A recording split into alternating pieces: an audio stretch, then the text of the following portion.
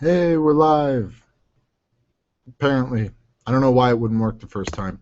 So you're gonna get to watch me share this link on Twitter, because that's totally professional, and I am nothing if not professional. Okay, take two. Here we go. Live reflection on today. There.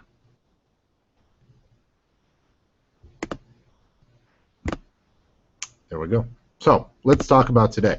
I was going to use Corson. We were going to hang out, say hello, hello, but kind of got a lot and don't have a lot of time. So he's not going to spend much time. Okay, that's okay. I'm very tired. You're very tired? Yes, I had a long night. Why did you have a long night? Ah, none of your business. Don't tell him. Okay, okay. So today was weird. Today was an interesting day. My kids got chewed on kind of a lot today. Because we have very exciting. We have some jumping sumo bots from Q. The Q Steampunk program sent us four of these little guys, and they're super cool. You can pop the wheels out, hopefully, um, and they jump. They're really neat. This little back piece contracts, and there's springs inside, and it jumps and it spins and it does all kinds of really neat stuff, which is a lot of fun. And we're working on coding it. Tickle's not cooperating like we'd like it to, and we're trying to come up with cool stuff to do with it. So today we went into the makerspace, and I was doing some stuff with this, and the kids were getting their instruments done because they're making musical instruments, and we were doing all kinds of stuff. And then I noticed one kid totally not doing anything, which is kind of unusual for our makerspace. Um, my kids have been pretty on top of it. So he got chewed on for not doing anything and for being disruptive. And then another kid was like, "Can I work on this instrument?" I said, "What are you doing?" "I'm building my instrument." I said, "You have nothing in front of you." "No, no, I took it apart. Now I'm doing it again." And I said, "We've talked about this. You've been doing this for 3 weeks, and you're taking it apart. You don't have anything done right now." "No." So that there's a difference between like follow your bliss and be creative. And I worked on this for 3 weeks, and then I took it apart, and I have nothing. I have zero to show for it, and the clock is ticking, and I'm totally wasting my time and your time. So that was a little frustrating. And then as we're cleaning up, everybody else worked really well. It was cool. We shot a little video with this thing because this is a camera and you can shoot video. That I'm going to turn into a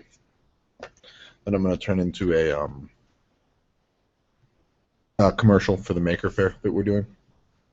That was really cool. And then as we're cleaning up, kids bring me this, which, as you can see, is a hot glue gun, which I let them use, with a pencil jammed in it for some reason. And not only is a pencil jammed in there, but it's stuck in there. It's not coming out. I don't know how to get it out. I'm gonna have to cut it and break it or something. And this, we've had a lot of conversations recently about respecting stuff and being cool and being on top of everybody's things and understanding that this is not yours, this is ours. And this, actually, a student brought this in from home, so this isn't even ours, this is hers. And they had a conversation with me because we recently accidentally, through irresponsibility, broke a charging cable. It was left on the floor and it got trod upon, I assume, and it broke and it was useless now. And now this. And this, I gotta say, made me real angry. And when you're real angry as a teacher, the first thing you do is you breathe and you step away and you don't get real angry. So I kind of cooled off for a minute, and then I put it in front of the class, and I was like, who did this? Because it was hot when it was given to me, and we were the only class in the makerspace today. So it was done when we were in there, and nobody said anything. And I kind of went on a little thing about responsibility, and this is ours, and this isn't even ours, and I even understand why you might think to put a pencil in, right? Because you're trying to get all the glue out, but that's not how it works. And it's broken. And not only is it broken, but you broke it and then you walked away from it. You just left it and you hoped nobody would find out. And I told them I need somebody to speak up.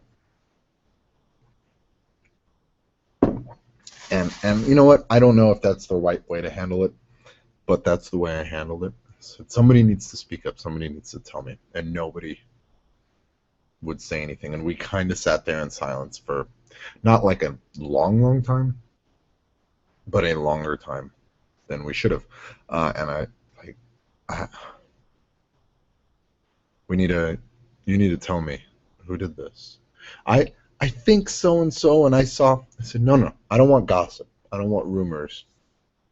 I want the person who did this to tell me. And you don't have to tell me right now in front of everybody. If you're embarrassed, you can tell me later. Tell me after school. Tell me at recess. Tell me when other people aren't around.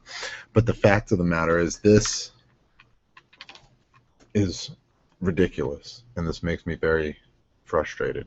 And whoever did this needs to have a conversation with me about it. And nobody spoke up. And it was before lunch, and nobody's said anything yet. And I know who did it, because I'm not dumb. But I'm trying to figure out how I want to handle that, because now I know who did it, and I know it's not. I don't like taking things away, and I don't like punishing the group for one person. But we've had a lot of conversations about responsibility, and we've had a lot of conversations about treating stuff with respect. And then that happens, it kind of, I don't know. I think tomorrow I might use peer pressure. I'm going to have to talk to some people and do a little bit of reading. But I'm really tempted to be like, okay, until I find out, we're not using the jumping sumos anymore. We're not going to do the makerspace thing. Because I can't, there's at least one person in this room that I can't trust, but I don't know who it is, which makes me feel like I can't trust any of you. And I talked a lot about the freedom that they have in our class, because we have a lot of freedom in our class. And it was a big concern, like, why are you taking advantage of this? Why are you taking advantage of what we have? And so I got to think about how I'm gonna follow up on this tomorrow. But the fact is, somebody needs to tell me that they did this, and I'm trying to figure out how heavy I want to be on them with that, because I don't want to punish everybody, but I got to do something. Especially because it's not ours, it's somebody else's, and it's the end of the year. So, like, you start to lose them at the end of the year, and you really start to lose them at the end of the year. And then just to put some icing on that cake, I had our iPads sitting on the table that I have at the front of the room, because I like having space to pile papers, basically. You shouldn't have a teacher desk. I need a place to put stuff. Sorry, that's one of my things. So I had my iPads, our class iPads, on the table in front of me, and I slightly moved a thing, which created a cascade, which made one iPad fall on the ground, flat on its back, and then a second iPad fall onto the ground, but on its corner. And in iPad v corner, iPad loses. So after I talked to my class about not breaking stuff, I broke a thing. So yeah, it was. It's not a full moon today, but it might as well be. Uh, so I gotta figure out. And I told them like I broke this, so I'll fix this. I gotta figure out how. Um, Kind of a frustrating day with that. And then uh, uh, just as a capper, I tried to send them to recess to PE, and we don't have PE today. But we packed up and we walked to the gym. We don't have PE today. So we came back and we might have watched a Bill Nye about pollution because I think we might have earned a Bill Nye today. I think I might have earned a Bill Nye today by the end of the day. Um, and then later today, I'm going to a board meeting because my district is trying to get a grant to get a whole bunch of upgrades and stuff. And I've read some of the proposals from the community and from other teachers about what to do with the grant, and they made me scared because they're wrong. So I have to go and kind of speak for teachers and speak for the technologically savvy among us is what I feel like I have to do. So that was my day. This is not as funny or as entertaining as some of the others. Nobody did a TED Talk today. They will do those. I will do a couple more of those tomorrow. And but there's a good blog on my website. He's the weirdteacher.blogspot.com. Pretty good, I think. I wrote it. Reflection on how I set that project up and what I think I did wrong and what I think I did well and some of the really cool stuff that the kids came up with. So you could check that out. That would be neat. Okay. Tomorrow, tomorrow will be a better day. That's what we're going to. Tomorrow will be a better day. You guys have a good day.